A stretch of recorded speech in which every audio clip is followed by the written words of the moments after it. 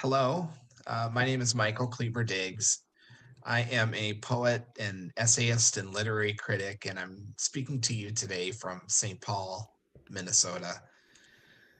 Before I share my last word, my last idea, I wanted to just talk to you a little bit about who I am and by the paths I've traveled that kind of shape who I am. I was born in Kansas City, Missouri on April 15th, 1968. History buffs who are listening to me right now will understand that that was 11 days after Martin Luther King was assassinated. I have a twin brother named Martin, and our names have special significance. Our mother's original plan was to name her, she knew she was going to have twins, and she knew they were going to be boys. And her original plan was to name her firstborn son, that would be me, Vincent, and her second born son, that would be my brother, Albert, after the legendary football coach of the Green Bay Packers, Vincent Albert Lombardi. I have never been thankful that Martin Luther King was assassinated, but I am truly grateful that my name is Michael and not Vincent. And for any Vincents in the audience, no offense intended. All to say that we were shaped very early on by the circumstances in the world and in the country at the time that we were born. When I was 8, my family had a significant loss. My father, who was a dentist in Kansas City, was killed while he was at his dental practice. And I think a lot of how I see the world, a lot of how I see myself in relation to other people, a lot about how I see my time here has been shaped by that early loss. Um, in ways that have been challenging to come to terms with, and in ways that have been um, helpful to me um, in terms of shaping my thinking and my perspective and my desires and goals um, based on having that happen. As I was thinking about what I wanted to share, um, I felt a measure of humility. To be asked to speak to you today is a tremendous honor for me. I don't think of myself as someone who's particularly wise. I really inhabit this idea that I'm a very average person. And so the idea that I would have any wisdom to share is kind of hard for me to hold on to. But it occurs to me that's not what I was asked to do. I was just asked to share a last word. My argument is that's something any of us can do. Um, I've recently had my first poetry book published. It's called Worldly Things. And it came out last June, and it's been a really life changing event for me in a lot of ways. I spent a significant part of my professional life uh, in the legal profession, nurturing a passion for writing in the background. And over time, saw more and more opportunities to go toward writing as a profession. My book is about three things. It's about who I'm from, and by that I mean my family. It's about where I live, and that means a lot of things. It means America. It means America in this moment in history. It means a racialized America. It means the Midwest and the upper Midwest and the places that shaped a lot of who I am. And it's also about where I'd like to live. And I have some aspirational poems in there where I imagine the kind of world that I would like to live in. In some ways, my last words are in the book. Let me tell you a little bit about that. I started working on it when I was 50, and I'm 53 now. And at a certain point, I realized that my thinking about the book and the work that I was doing related to it was kind of shaped by this desire to have some artifact that would survive my time on Earth. A less elegant way of saying that is that I was having a midlife crisis. Um, I joked that I could have bought a Corvette. I'm not sure I would have gained full support for that at the house. So I wrote a poetry book instead. But it allowed me an opportunity to say, here's how I see the world. Um, the other day I was trading notes with a dear friend, a poet I admire a great deal, and I had sent a note in praise of her book. Her name is Jude Nutter, and the book that she wrote is called Dead Reckoning, and it's about the loss of her parents, um, who made their way after rich, full lives, but her efforts to kind of navigate a course without them here. And I got a chance to send her a note to say that your conversations in that book framed a lot of how I think about loss and grief and gave me language for things that I didn't have language for before. And she wrote me back and said, thank you. And that my book, when she read my book, she felt like she understood in a way that she didn't before what it's like to be Black in America. That she could navigate the world from my perspective, and that she was also doing that with um, a kind person nearby who just wanted to point to um, important things along the way. In her framing, I kind of thought of myself in a way as a nature guide, walking along a trail, pointing to objects that maybe we've been trained not to see, but that I, by virtue of my experience, cannot ignore. I felt so seen in those comments. I'm so energized and interested in conversations that allow us to understand each other, to see other perspectives, and in that to draw closer. To the extent that I have any themes in my work, any things that I return to over and over again, it's community and empathy. I'm endlessly fascinated by the things that keep us from extending to one another dignity, grace, respect, attention. And in my own work, I try a lot to be a person who listens, who is present when others share their lived experience with me. I want to read two poems from my book and talk a little bit about what I was thinking about when I wrote them, because I think, in a way, both of them speak a lot on the level of almost a philosophy I have. And it's not uniquely mine, but it's a way of thinking that means a lot to me and that I spend a lot of time reflecting on. The first poem is called Worldly Things, which is the name of the book. And um, I'll read it to you, and then I'll share a little bit about what I was thinking as I wrote it, um, because I think it ties in some ways with our conversation today. Worldly Things.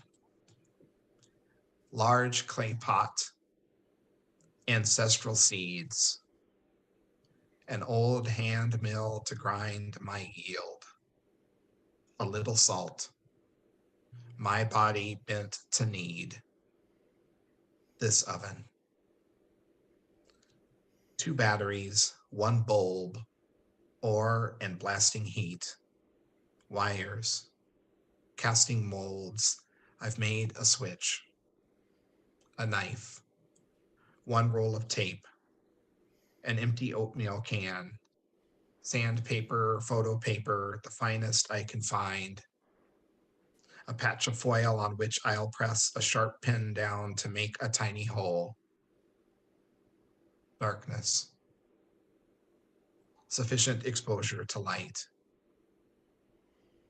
These things I bring to my writing desk workshop inside my kitchen, this room where I bake dense food, pattern light beams, snapshots, craft images, and other devices meant to survive me. Just kind of a tiny behind the scenes look at the poem as it was crafted. The initial title of this poem was A Loaf of Bread, a Flashlight, Photos from a Pinhole Camera. And one of my good friends, a poet named Su Huang, who gave me really thoughtful last lap edits on my collection before I submitted it for publication consideration, said, "You should call this poem Worldly Things." I'm like, that's such a good idea. I wish I'd thought of it. But I also was worried that people wouldn't get it. Like all of a sudden, there's just these abstract kind of conversations around things that are never purely defined. And then in that last stanza, I get to say what it is a little bit, not so much what they are, but what I'm hoping to do. And in that section, I write, these things I bring to my writing desk, workshop inside my kitchen. And that was a little inside joke with myself. I write a lot in my kitchen because I like to be close to snacks. And it's also, there's really good light in there also. This room where I sweat, bake dense food, pattern light beams, snapshots, etc. So at a certain point, I was sitting at my writing desk thinking, what do I want to write about today? That's not how it usually works. Often I have an idea that takes me to my writing desk, but in this particular instance, I was at my desk and I thought, what do I want to write about today? And the question that I gave myself is, why do you write? What would you like for your writing to do? If you could choose anything, what would it be? And I spent some time thinking about that. And then 3 images came to mind: a loaf of bread, a flashlight, and a pinhole camera. I would like for my writing to be sustaining and nourishing. I would like to shine a light in darkness, or to illuminate things that might go unseen otherwise. And I would like to capture images in a way that endures. And I'd like to do that capturing with a device of my own making, aware that more sophisticated tools are available. I want to use what I have. And those images allowed me to kind of shape that, which is a form of saying, what is my mission? If I could be here for any particular reason, what reason would I pick? I have this thing that I love to do. It gives my life meaning. Sometimes I feel like I'm pretty good at it. Other times I'm grateful for all the learning I have yet to do. I have a lot of support and encouragement. I share ideas and people seem to want to know them. What a rich blessing that is. If I were to imagine myself trying to repay that gift, how would I do it? The second poem that I want to read is along a related theme. It's called Gloria Mundi. And Gloria Mundi is a Latin phrase which means worldly things are fleeting. I'll read the poem and then I'll talk about it. Come to my funeral dressed as you would for an autumn walk in the woods. Arrive on your schedule. I give you permission to be late, even without good cause. If my day arrives when you had other plans, please proceed with them instead. Celebrate me there. Keep dancing. Tend your gardens. Live well. Don't stop. Think of me forever assigned to a period, a place, a people. Remember me in stories. Not the first time we met, not the last. A time in between. Our moment here is small. I am too. A worldly thing among worldly things, 1 part per 7 billion. Make me smaller still. Repurpose my body. Mix me with soil and seed, compost for a sapling. Make my remains useful, wondrous. Let me bloom and recede, grow and decay. Let me be lovely, yet temporal, like memories, like mahogany.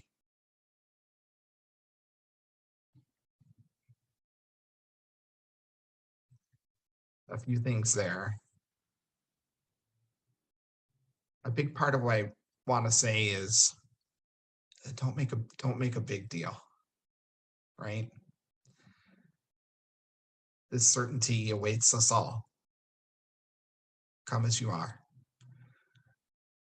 When I say arrive on your schedule, I give you permission to be late without good cause. That's another joke of myself. My good friends will tell you I have a lot of gifts. Punctuality, it's a growth area.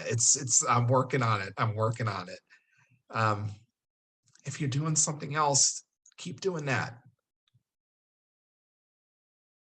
When I say keep dancing, I'm speaking to my daughter, who's a dancer. When I say tend your gardens, I'm speaking to my wife, who is a horticulturist. Live well. Don't stop. And then the rest of the time, I'm saying, I'm reflecting on one of two truths that I hold at the same time. They seem to be in conflict, but I don't actually think that they are. And they're rooted in a rabbinical teaching that I first encountered when I was a student at Kansas University. And it just kind of really, really stayed with me, about the rabbi who held 2 stones, one in each pocket, and that the stones had different messages. I know one was, you are but dust and ash, and the other was, for you alone the world is created. And over time, what I realized is that for myself, I hold similar ideas at the same time. The first is that I'm utterly insignificant, a worldly thing among worldly things, 1 part per 7 billion. Make me smaller still, which of course not only will happen, is happening right now. 7 billion is not even the right number. It's closer to 8. It's probably over 8 billion people who are right now. I'm not talking about all the people who are here and aren't anymore. I'm not talking about any of the people yet to come. I'm just talking about the people here right now. And by the way, I'm talking about this planet. And if we get away from the idea that there's a hierarchy among beings, if we think about living things, my significance becomes indisputable. The other idea that I hold at the same time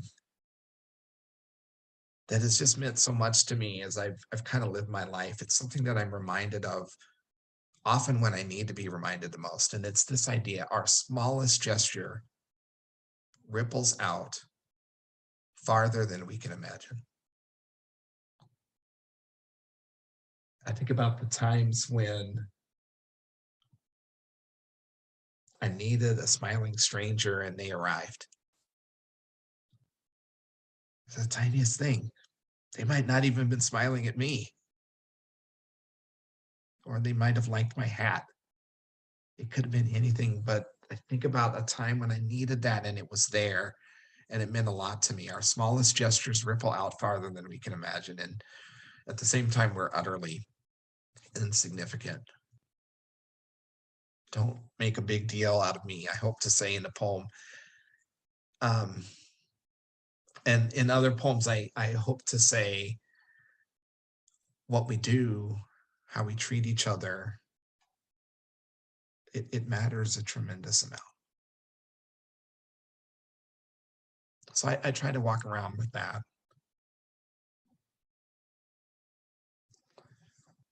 And I suppose if I were to frame it all in terms of a last word, it would be something like that. Reflecting on your particular blessing and what it allows you to do, what would you choose? And how would you like to be remembered when you're not here? What would you like to have happen?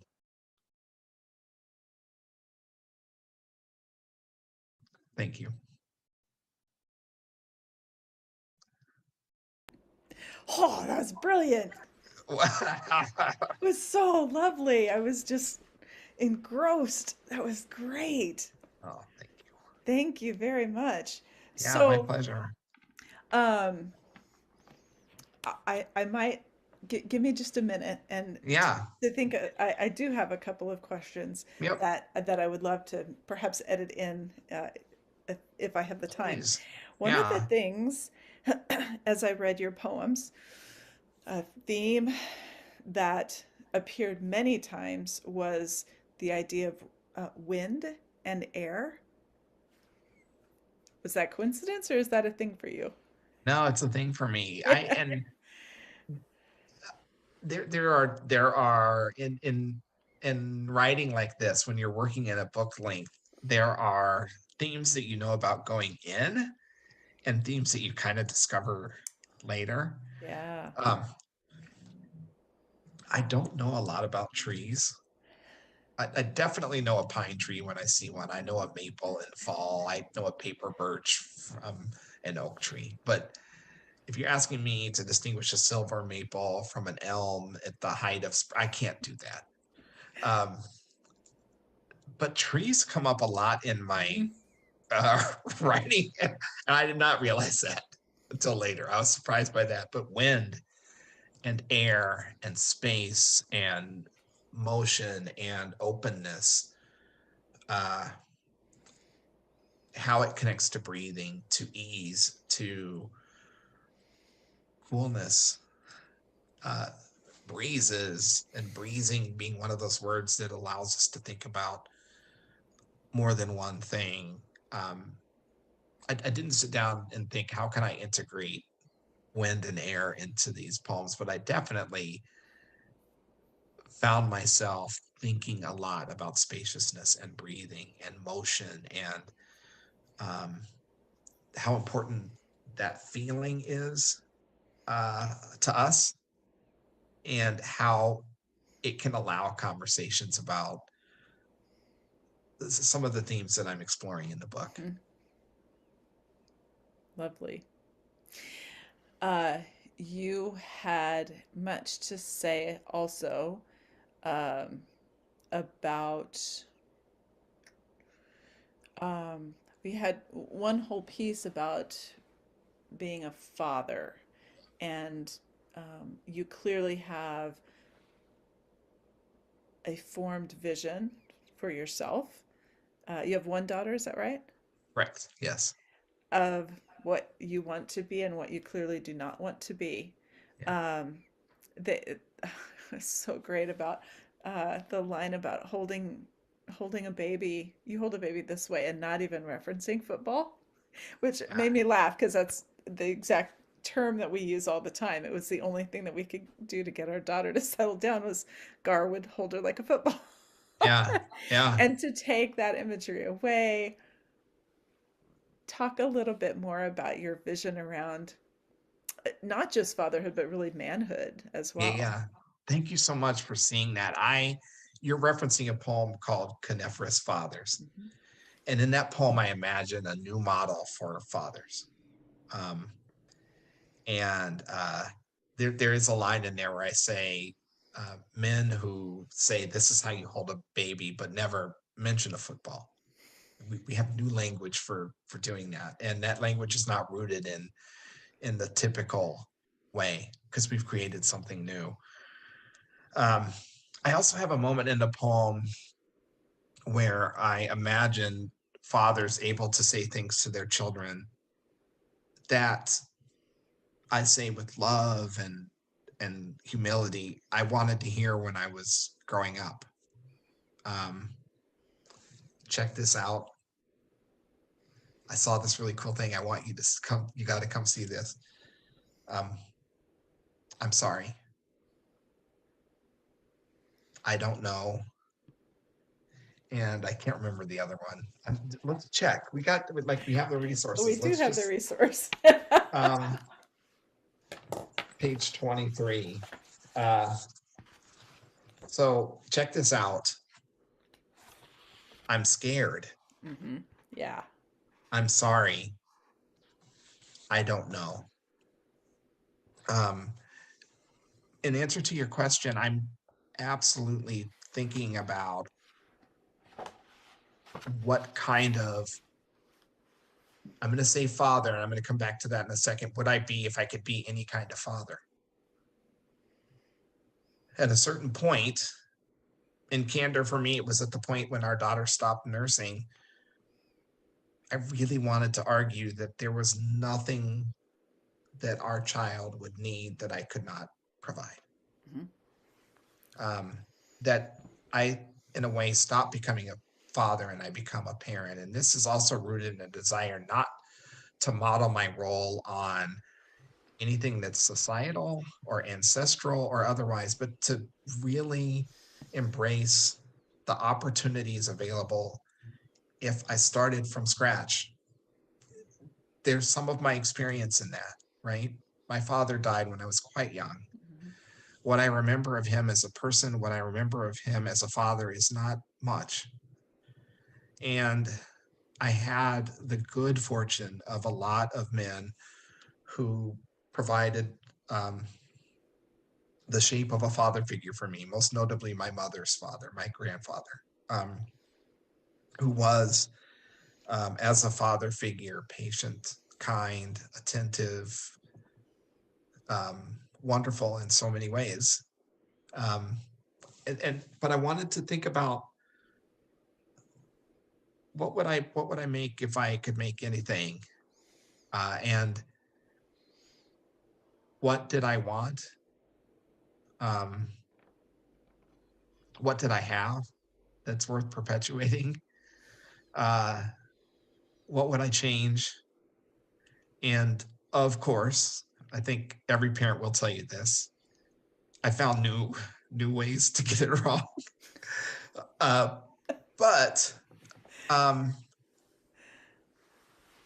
abundant opportunities to go back to the original plan. I was raised Catholic in Wichita. We grew up mostly in Wichita, and I think it might have been a parish. But when I was in high school, I wanted to have 7 kids. That was my goal.